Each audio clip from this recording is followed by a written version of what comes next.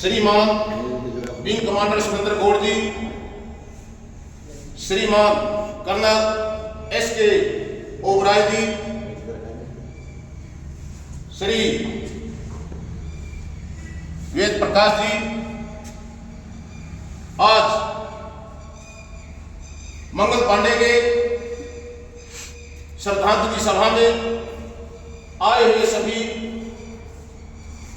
पूर्व सैनिक साहबान, हमारे समाज के भाई बच्चे, इस अवसर पर मैं आप सभी का हार्दिक अभिनंदन करता हूं। शहीदों की चिताओं पर लगेंगे हर वर्ष मेले, वतन पर मिटने वालों का यही बाकी निशा होगा। महान क्रांतिकारी चंद्रशेखर आजाद, महान क्रांतिकारी मंगल पांडे का जन्म 19 जुलाई 1827 को उत्तर प्रदेश के जिला गाजीपुर के गांव नगवा में एक वीर नारी पूजनीय श्रीमती अभय रानी की कोख से पंडित दिवाकर पांडे के घर हुआ था। धन्य है उस माता का जिसने ऐसे वीर योद्धा सैनिक को जन्म दिया। उसकी कोख को नमन करते हैं और उस माता के चरणों में शीश झुकाते हैं। बताते हैं हुगली नदी के किनारे बैरकपुर नगर में अंग्रेजों की छावनी थी। मंगल पांडे बहुत शांत और गंभीर मृदभाषी थे। मंगल पांडे शुरू से ही बहुत हष्टपुष्ट, साहसी और लंबे तगड़े थे। 10 जुलाई 1949 को ईस्ट इंडिया कंपनी जो बैरकपुर के अंदर थी उसमें भर्ती हो गई। ट्रेनिंग करने के बाद उनकी तैनाती 34 इन्फेंट्री रेजिमेंट बैरकपुर में की गई। मंगल पांडे बहादुर होने के साथ साथ एक बड़े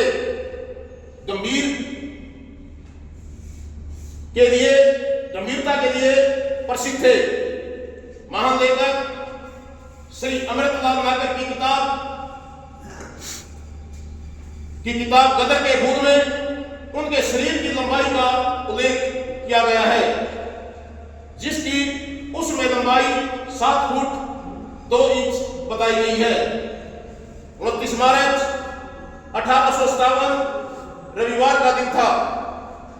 बैरकपुर सेना के क्षेत्र में यह खबर फैल चुकी थी कि भारत में यूरोपियन सेना का आगमन हो गया है और जितने भी हिंदुस्तान के अंग्रेजी सेना में सैनिक हैं उनको बाहर निकाल दिया जाएगा। जैसे ही मंगल पांडे बैट नंबर 1446 को जैसे ही समाचार मिला कि अंग्रेज आ गए हैं, सिपाहियों की जात पात खत्म होने वाली है, वे अपनी बंदूक लेकर बैरक से बाहर निकला और क्वार्टर गार्ड के सामने अपनी पोजीशन ले ली।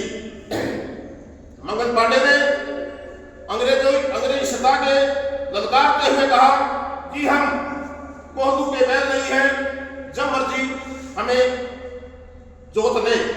हम काबुल के कबूतर नहीं हैं जिसको मारकर कभी भी निगल ले। जो हमें जैसा चाहे सब्जी बनाकर निगल ले। हम भारतीय वीर हैं।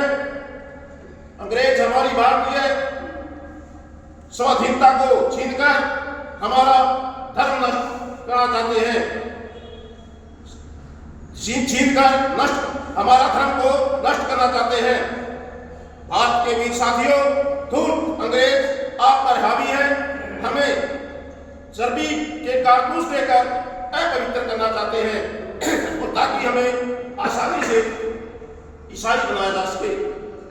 मगर का रौद्र रूप देखकर 34वीं रेजिमेंट के अफसरों के पसीने छूट गई और अंग्रेजी अफसरों को सूचना दे दी गई।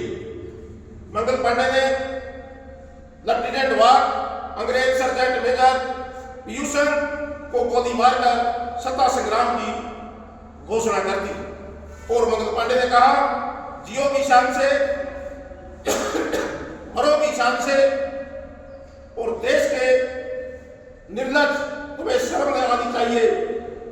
मुट्ठी भर अंग्रेज हमारी हुकूमत छीन रहे हैं। मेरा साथ दो, बंदूक उठा दो, मेरा साथ दो। गुलामी में जीने की अपेक्षा हंसते हंसते बलिदान होना अच्छा है। राष्ट्र सर्वोपरि है। इस क्रांतिकारी सिपाही मंगल पांडे को सेना में विद्रोह फैलाने व अंग्रेजी सेना के 2 अफसरों को मौत के घाट उतार देने वाले की इस एवज में इस बहादुर सैनिक को गिरफ्तार कर लिया गया। 5 अप्रैल 1857 को 34वीं मैस हाउस में उन पर विशेष अदालत ने मुकदमा चलाया जो 3 दिन तक चला और 3 दिन के अंदर ही फैसला सुना दिया गया कि मंगल पांडे को फांसी होगी। मंगल पांडे पैट नंबर 1440 को दोषी मानते हुए फांसी की सजा सुना दी गई। 8 अप्रैल 1857 का वह अशुभ दिन 5:30 बजे, सुबह 5:30 बजे उसी ग्राउंड में सभी सैनिकों के सामने बरगद के पेड़ पर फांसी पर लटकाने के लिए लाया गया। उसके चेहरे पर देशभक्ति की भावना चमक रही थी। इस बगैर रही थी, इसलिए शहीदों के प्रति आम नागरिक का भी फर्ज बनता है कि उनके ऐसे बलिदान दिवस पर हमें भी बढ़ चढ़कर उनको श्रद्धांजलि देनी चाहिए और उसको फांसी के फंदे के ऊपर लटका दिया गया। आज उसका बलिदान दिवस है। सभी ये तो हम यहाँ पर इकट्ठे होकर पूर्व सैनिक करते हैं, लेकिन हमारा फर्ज बनता है कि समाज के अंदर भी ये प्रोग्राम, स्कूलों के अंदर भी ये प्रोग्राम किए जाने चाहिए। इसी के साथ ही मैं अपनी वाणी को विराम देता हूँ। मेरे साथ भारत माता की जय का नारा लगाएंगे और बलिदानी मंगल पांडे का नारा लगाएंगे। भारत माता की जय। मंगल पांडे अमर रहे, मंगल पांडे अमर रहे। जय हिंद, जय भारत। अभी मैं